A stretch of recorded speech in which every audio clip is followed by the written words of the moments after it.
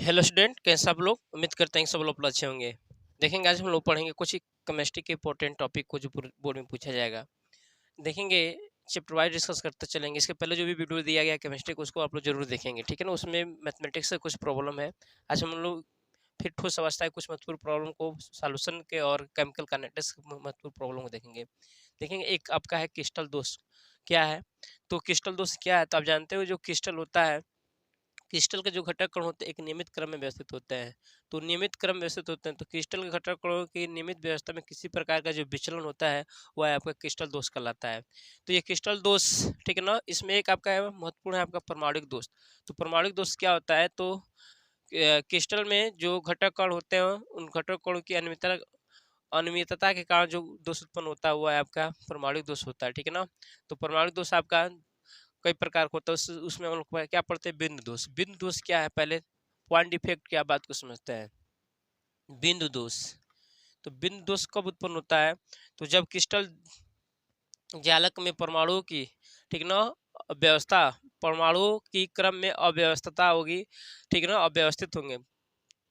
क्या क्रिस्टल के अंदर परमाणुओं की व्यवस्था में अनियमितता आएगी, ठीक है, या क्रिस्टल जालक में परमाणु लुप्त हो जाएंगे या परमाणु की, ठीक है ना, वृद्धि हो जाएगी, तो उस कारण जो उत्पन्न होता है दोष वो आपका बिंदु दोष कहलाता है, ठीक है।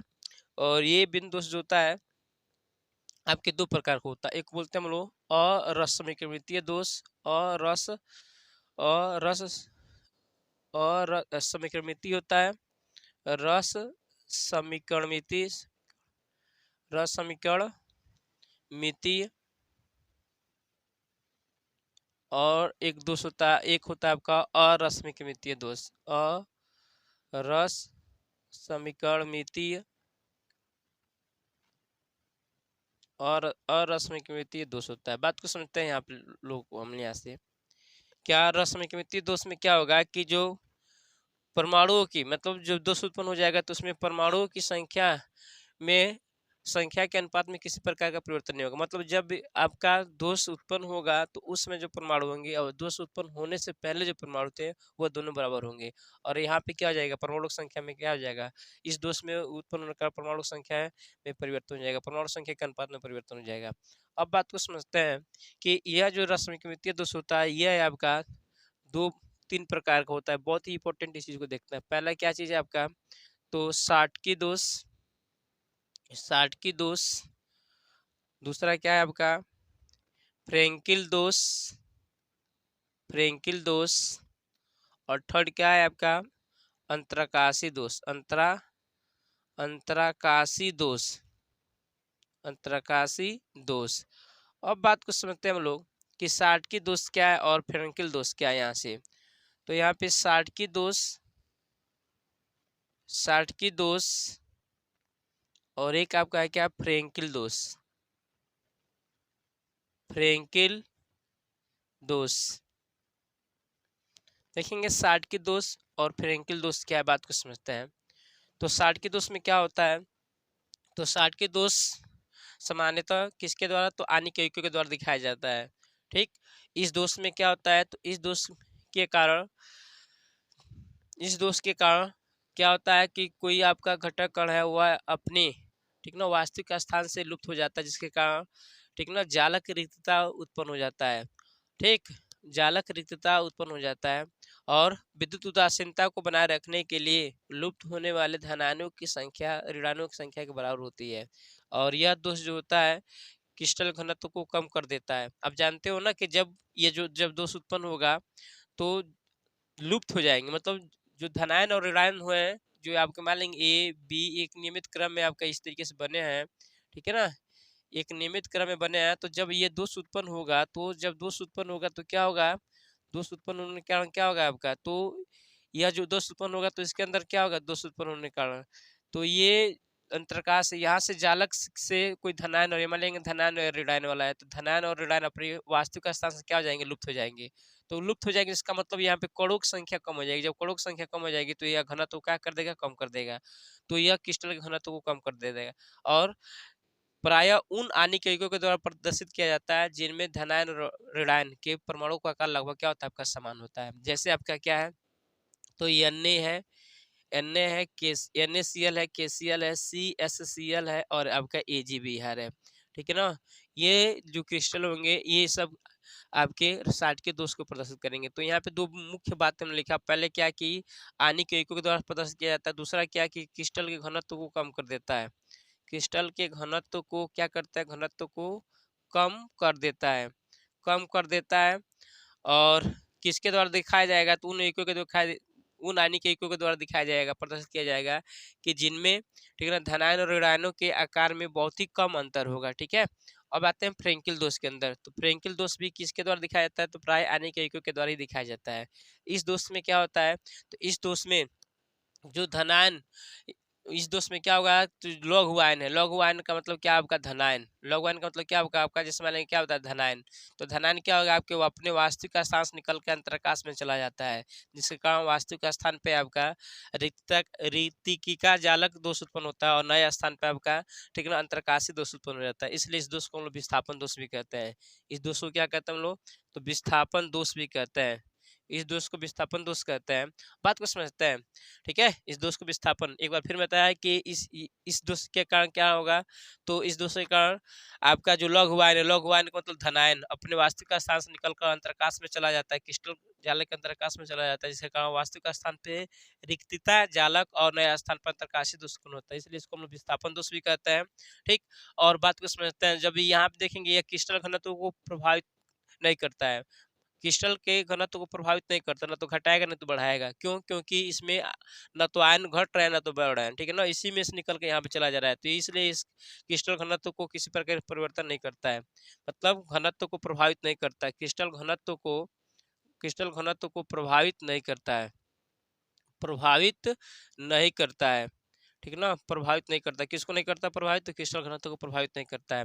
उसके बाद बात को समझते हैं हम लोग, क्या है यहाँ पे कि अब यहाँ से इसके बाद क्या है कि ये भी प्राय उन यौगिकों के द्वारा दर्शाया जाता है, ठीक ना, प्राय उन आणविक यौगिकों के द्वारा दर्शाया जाता है जिनमें धनायन और ऋणायन के आकार में अधिक अंतर होता है। यहाँ पे अधिक कम अंतर होता है और यहाँ पे धनायन और ऋणायन के आकार में कम अंतर होता है। यहाँ पे कैसे पहचानेंगे कि कम अंतर अधिक अंतर, Na और Cl एक ही, दोनों का परमाणु क्रमांक मतलब दोनों एक ही आवर्त के, लगभग एक ही आवर्त के, तो इसलिए इनके दोनों के आकार में बहुत ही कम अंतर है। यहाँ भी एक ही आवर्त के, दोनों एक ही आवर्त के हैं, तो इसका मतलब दोनों के धनायन के प्लस और Cl नेगेटिव के आकार में बहुत ही कम अंतर है, ठीक है। लेकिन यहाँ पे कौन दिखाया जाएगा कि जिनमें धनायन और ऋणायन के आकार में अधिक अंतर होगा, ठीक है ना। जैसे मान लेंगे क्या है आपके पास है, जैसे मान लेंगे JDNS है, JDNS, उसके बाद क्या है आपका AgCl है, AgCl है, AgBr है और आपका AgI है। इस प्रकार के दर्शाया जाता है। और नोट में बात को याद रखना है कि नोट में एक चीज को याद रखना है क्या, कि ये जो AgBr है, AgBr यह साटकी और फ्रेंकल दोनों दोषों को प्रदर्शित करता है। साटकी दोष व फ्रेंकिल दोष दोनों दोषों क्या करता है आपका, प्रदर्शित करता है। वह आपका फ्रेंकिल दोनों दोषों को आपका क्या करता है, आपका प्रदर्शित करता है, ठीक है। तो उम्मीद कर रहा हूँ सब लोग को अच्छी तरीके से समझ रहा होगा। अब बच्चा आपका क्या, अंतरकाशी दोष। तो अंतरकाशी दोष क्या होगा, तो यह दोष जब उत्पन्न होता है तो क्या होगा, कब उत्पन्न होगा, जब क्रिस्टल जालक का निर्माण होगा, तो उसके दौरान अंतराकाश में कुछ घटक कण, एक्स्ट्रा घटक कण, बाहरी कण आपका आ जाएगा। मतलब क्या, ये आपका ये प्लस यहाँ पर आएगा, जब निर्माण होगा तो कोई बाहरी कण आपका इसके अंदर क्या कर जाएगा, प्रवेश कर जाएगा, ठीक है ना। इसलिए यह जो दोष होता है अंतरकाशी दोष होता है, बाहरी कण जब एक्स्ट्रा कण आ गया तो इसका मतलब घटक कण की संख्या बढ़ गई, जिसका मतलब क्रिस्टल घनत्व को क्या कर देगा, ये दोष घनत्व को क्या करेगा, घनत्व, क्रिस्टल के घनत्व को बढ़ा देगा, क्रिस्टल के घनत्व को क्या कर देगा आपका, क्रिस्टल क्रिस्टल के घनत्व को क्या करता है आपका, बढ़ा देता है। अब बात को समझते हैं कि यह, चूंकि यह बात को समझते हैं कि यह जो दोष है आणविक यौगिकों के द्वारा प्रदर्शित नहीं किया जाता है, क्योंकि आणविक यौगिकों में विद्युत उदासीनता बनी रहती है, तो इसलिए आणविक यौगिकों में दिखाई नहीं देगा। कहाँ दिखाई देगा आपका, तो अनआयनिकों में, किस यौगिकों में, अनआयनिक यौगिकों में दिखाई देगा, अनआयनिक यौगिकों में यह आपका अनआयनिक यौगिकों में प्रदर्शित किया जाएगा, ठीक है ना, अब दिखाया जाएगा यह दोष किसके अंदर दिखाया जाता है, तो अनआयनिक यौगिकों में दिखाया जाता है, ठीक है। तो उम्मीद कर रहा हूँ कि सभी लोगों को यह समझ रहे होंगे, अच्छी तरीके से आ रहा होगा आपका, ठीक है। उसके बाद कल आपका न्यूमेरिकल इसके दिया ही गया है, बहुत इंपॉर्टेंट न्यूमेरिकल दिया गया, उस वीडियो को आप लोग देख लेंगे। अब इसके बाद देखेंगे 2-3 वीडियो बिलियन के, इसके पहले ऑलरेडी न्यूमेरिकल मौजूद है हमारे यूट्यूब चैनल पे, जाके बिलियन के आंसू जल की मोलार्ता बहुत ही इंपॉर्टेंट है, और 36 ग्राम एथिल अल्कोहल और इस तरीके के सवाल भी आपको बहुत ही इंपॉर्टेंट है, वो भी आपके हमारे यूट्यूब चैनल पे उपलब्ध है, जाकर उसको देख सकते हैं। ठीक है, आगे की बात करते हैं बिलियन की कुछ इंपॉर्टेंट न्यूमेरिकल की, उसके बाद केमिकल काइनेटिक्स से कुछ इंपॉर्टेंट न्यूमेरिकल की बात करते हैं। ठीक है, देखेंगे जरा क्या है। यदि जल के लिए केबी, मतलब जल के लिए केबी, केबी क्या होता है, जल का क्वथनांक उन्नयन स्थिरांक की वैल्यू क्या दिया गया 0.5 केल्विन किलोग्राम मोल इनवर्स है। तो मतलब क्या यहाँ पे है कि आपके पास क्या दिया है कि 3 ग्राम यूरिया को, कितना यूरिया को कितने ग्राम में जल में घोला जा रहा है, 100 ग्राम जल में घोला जा रहा है। यहाँ पे 100 ग्राम जल में, वाटर में 100 ग्राम जल में घोला जा रहा है, किसको घोला जा रहा है, आपका 3 ग्राम यूरिया को, 3 ग्राम यूरिया को यहाँ पे घोला जा रहा है। अब बात को समझते हैं, यहाँ पे जरा फॉर्मूला देखते हैं। तो ये आपका स्मॉल डब्लू क्या होता है, विलेय, जिसको घोला जाता है, विलेय की मात्रा है, विलेय की मात्रा है, विलेय की मात्रा यहाँ पे, चाहे इसको ये स्मॉल डबल होता है विलेय की मात्रा जिसको यहाँ पे घोला जाता है। तो सवाल में क्या दिया गया हियर, स्मॉल डब्ल्यू इक्वल टू जिसको घोला जा रहा है वो विलेय होगा। तो कौन है आपका, इसकी कितनी मात्रा घोला जा रहा है, 3 ग्राम है।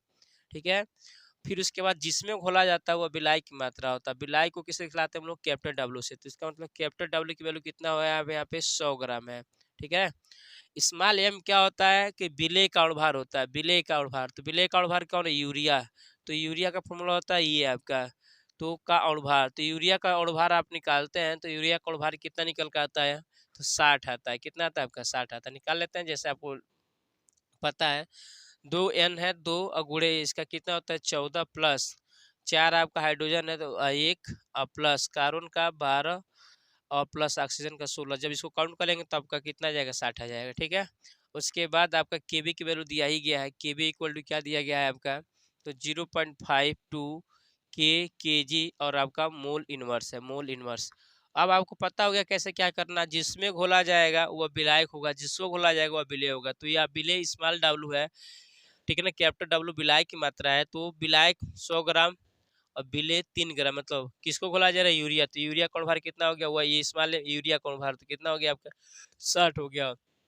केबी क्या है, तो ये वैल्यू है। अब इसको उठाकर हम इसमें पुट कर देंगे, तो इसलिए del t b equal to क्या आने वाला है आपका, तो 1000 इंटू 0.52 और फिर इंटू स्मॉल डब्ल्यू वैल्यू कितना है, तो स्मॉल डब्ल्यू आपका 3 और फिर आपका कैपिटल डब्ल्यू कितना हो गया आपका 100, फिर इंटू, ठीक है ना, एम कितना आपका 60। अब इसको क्या करते हैं, कैंसिल करते हैं, कैंसिल, इसे कैंसिल, इसे कैंसिल हो जाएगा। ठीक है, बच्चा क्या आपका 3 एकने 3 दूनी 6, डेल टी बी निकालते हैं तो del t b equal to कितना आ जाएगा यहाँ से, तो 0.2, 2 दूनी 4 और 6 दूनी 12, 0.26 आपका डिग्री केल्विन आएगा, डिग्री केल्विन।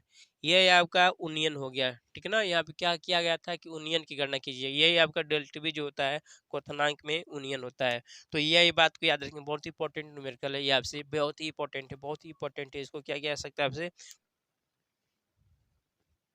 देखेंगे एक बहुत ही इंपॉर्टेंट सवाल है केमिकल काइनेटिक्स का। सिद्ध करो कि प्रथम कोटि की अभिक्रिया के 3/4 भाग पूर्ण होने में लगा समय अर्ध अभिक्रिया को पूर्ण होने में लगे समय का दोगुना होता है। तो जब ऐसे सवाल पूछा जाएगा सबसे पहले हम प्रथम कोटि की अभिक्रिया का वेग स्थानांक व्यंजक लिखेंगे। तो प्रथम कोटि की अभिक्रिया का वेग स्थानांक व्यंजक, प्रथम कोटि की अभिक्रिया का वेग स्थिरांक व्यंजक, वेग स्थिरांक व्यंजक क्या होता है यहाँ पे, तो k equal to 2.303 upon t, उसके बाद क्या होता है log a upon a minus x और 8 बेस क्या होता है आपका 10 होता है। बात को समझते हैं, यहाँ पे a क्या होता है, तो अभिकारक की प्रारंभिक सांद्रता, अभिकारक की प्रारंभिक सांद्रता, और a माइनस एक्स क्या होता है, तो समय समय t समय के बाद अभिकारक की बची सांद्रता है, अभिकारक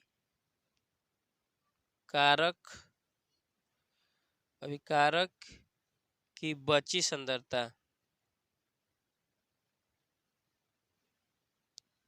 अभिकारक की क्या आपकी बची सांद्रता है। देखते हैं क्या है यहाँ से, कैसे इसको सॉल्व करते हैं। अब आपको क्या करना है यहाँ पे, अब यहाँ पे जब बात को समझना है कि कब किसको क्या मानना, बात को समझना है यहाँ से। तो देखेंगे यहाँ से क्या है कि अब जो यहाँ पे कंडीशन अप्लाई करते हैं क्या है, सब चीज मालूम हो गया कि जब आप देखो यहाँ से मान लेंगे कि यहाँ पे समझते हैं कि मान लेंगे R2P एक अभिक्रिया होता है यहाँ पे, तो ये आपकी प्रारंभिक सांद्रता, और यह जब इस समय स्टार्ट नहीं होती है तो ये प्रारंभिक सांद्रता होता है। जैसे समय बीतता है तो मान लेते हैं कि ये x मोल बन गया, तो ये कितना बना होगा, तो इसी में से a माइनस एक्स निकल जाता है, तो ये समय t के बाद होता है। तो ये जो आपका a माइनस एक्स t समय बाद अभिक्रिया की बची सांद्रता, और ये क्या है आपका प्रारंभिक सांद्रता है। तो जब यहाँ पे 3/4 भाग इस तरीके से बात कहेगा तो हम प्रारंभिक सांद्रता को 1 मानेंगे, ठीक है। और जब ये कहेगा कि परसेंटेज की बात करेगा तो इसको हम लोग 100 मानते हैं। तो यहाँ पे मान लेंगे लेट, यहाँ मान के ही डेरिवेशन किया गया चूंकि सवाल को, तो इसलिए हम लोग ए को मान लेंगे क्या आपका 1 मोल प्रति लीटर।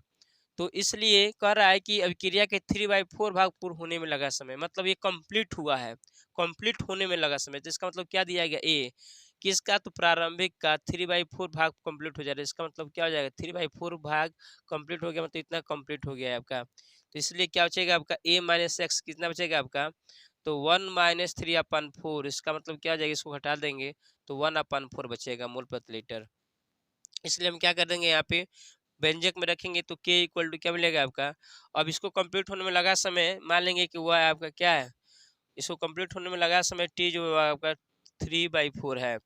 अब क्या होगा, यहाँ पर रखेंगे तो 2.303 अपान टी 3/4, और यहाँ पे क्या हो जाएगा लॉग ए को क्या माना गया है, तो ए को 1, और ए माइनस एक्स कितना है आपका, तो 1/4 आ गया, 1/4 आ गया, और 8/10 हो गया। इसी को मैं सॉल्व कर दूं यहाँ पे 2.303 अपान टी, और यहाँ पे 3/4, और यहाँ पे log क्या हो जाएगा 4, और यहाँ बाई 1 हो जाएगा, और यहाँ बेस 2 हो जाएगा, बेस 10 हो जाएगा। अब क्या करना, बात को समझते हैं यहाँ से। अब यहाँ से k इक्वल टू क्या होने वाला है, k इक्वल टू इसको सॉल्व कर लेते हैं तो 2.303 अपान टी 3/4, और उसके बाद यहाँ पे log क्या हो जाएगा, log 2 का स्क्वायर और बेस 10 हो जाएगा। इसी को मैं लिख सकता हूँ 2.303, और ये 2 पहले आ जाएगा, और log 2 बेस 10 अपान क्या हो जाएगा, तो 3/4 हो जाएगा। k इक्वल टू क्या आने वाला है 2.303 अपान टी अपान 3/4, और इसकी log 2 की वैल्यू जब होती है कितनी 0.3010, और गुणे क्या आ जाएगा 2। जब इसका इसमें मल्टीप्लाई करते हैं आप लोग तो 0.69332 आता है इंटू 2, और अपन क्या होता है 3/4 हो जाएगा। यानी k इक्वल टू अपने क्या निकाल लिया 6 पॉइंट क्या ले लिया 0.6932 इंटू 2 अपान क्या हो गया आपका 3/4 हो गया। मान लेंगे आपके समीकरण फर्स्ट हो गया। सिंस प्रथम कोट की अभिक्रिया, दूसरा क्या कर रहा है, दूसरा शर्त कह रहा है अर्ध अभिक्रिया को पूर्ण होने में लगा समय। तो सिंस प्रथम कोट की अभिक्रिया और अर्धकाल में संबंध होता है कि ये आपका होता है कि यहाँ पे क्या है, ये आपका मान लेंगे सेकेंड है कि यह क्या है कि टी हाफ क्या है अर्धकाल है, और ये क्या प्रथम कोटि की अभिक्रिया का वेग स्थिरांक है। दोनों में आपका रिलेशन होता है। अर्ध अभिक्रिया को मतलब पूर्ण होने में लगा समय, अर्ध अभिक्रिया मतलब वही आधा भाग जब कंप्लीट हो जाएगा तो यही आधे भाग जिसमें कंप्लीट होता हुआ आपका अर्धकाल कहलाता है। तो ये अर्धकाल ये रिलेशन होता है आपका, इसको यूज कर लेंगे हम लोग। अब दोनों का चूंकि देखेंगे ये भी प्रथम कोट एक ही प्रथम कोट की अभिक्रिया का वेग स्थिरांक है, और ये भी है, तो इसका मतलब दोनों का वेग स्थिरांक एक ही है, बदलेगा नहीं। तो इसलिए समीकरण 1 और 2 से दोनों वैल्यू आपस में बराबर है।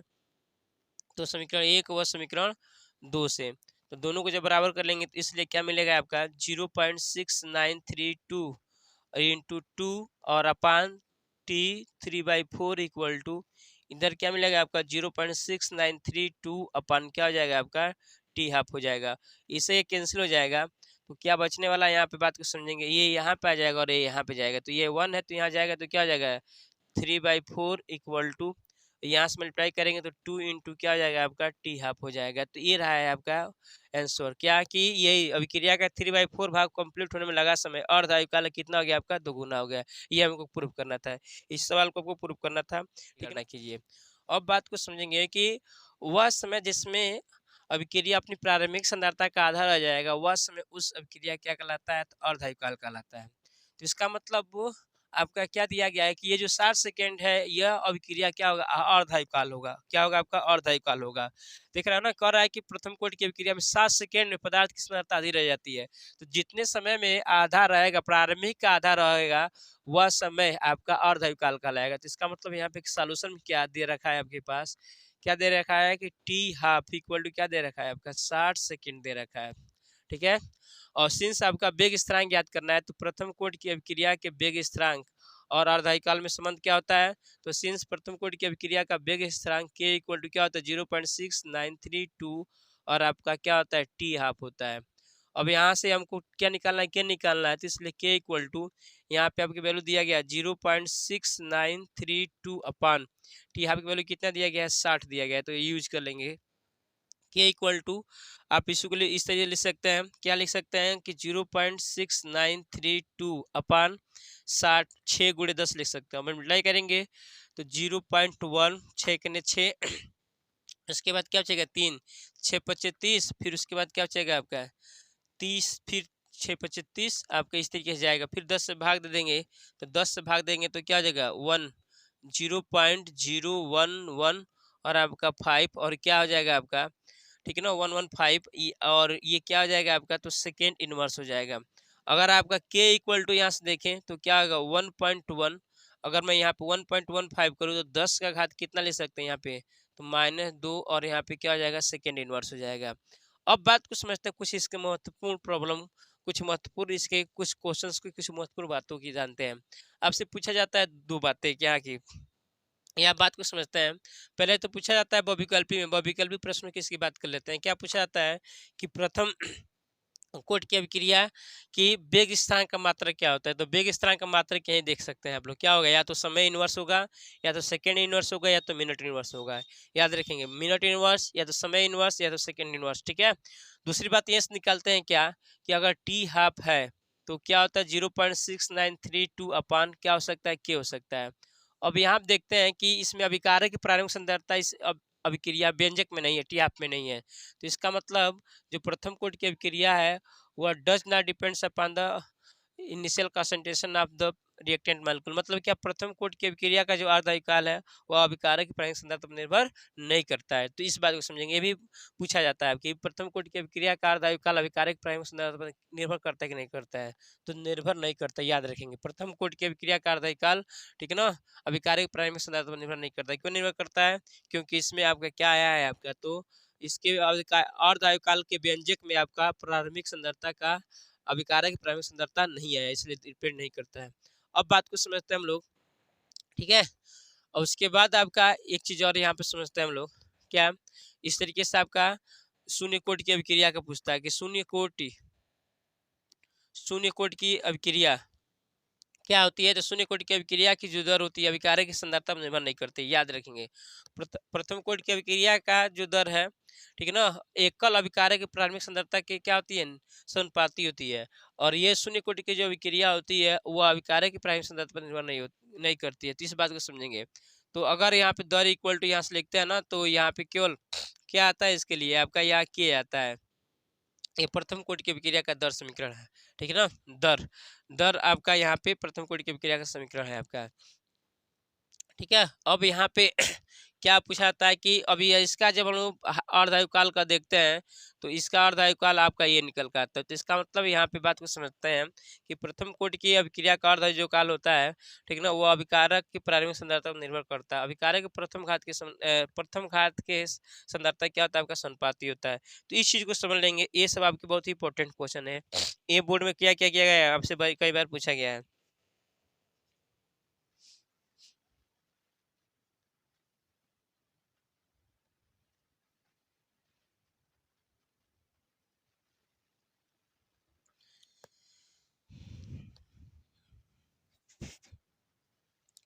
यहाँ से पूछा जाता है शून्य कोटि की अभिक्रिया का वेग स्थिरांक का मात्रक। तो ये जो दर होता है इसी को हम लोग dp अपन dt लिखते हैं। ठीक है।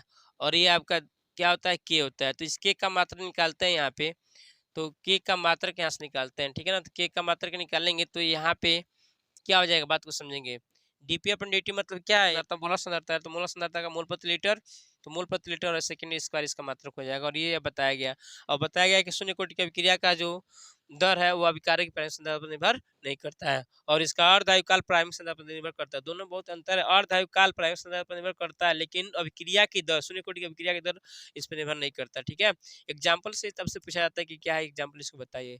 ठीक है, इसके अंदर अंदर क्या इंपॉर्टेंट चीज है आप लोग पढ़ लेना, अभिक्रिया की आणविकता और कोटि में अंतर पढ़ लेना है। ठीक है ना, बहुत ही इंपॉर्टेंट चीज है। ठीक है, तो ये सब आपसे पूछे जा सकते हैं। ठीक, उसके बाद इसके एक दो न्यूमेरिकल हैं, देखें आप लोग कर लेंगे क्या है क्या नहीं। उसके बाद जरा हम लोग कल हो सके तो अगर समय मिलेगा तो बनाया जाएगा वीडियो। ठीक है, केवल ऑर्गेनिक देखें क्या रखा है आपके पास, क्या दे रखा है कि किसी सेल के विद्युत बल से आप क्या समझते हैं। निम्नलिखित सेल के विद्युत की गणना कीजिए। सेल दिया गया है आपका, ये सेल दिया गया है, इसके विद्युत बल की गणना करना है।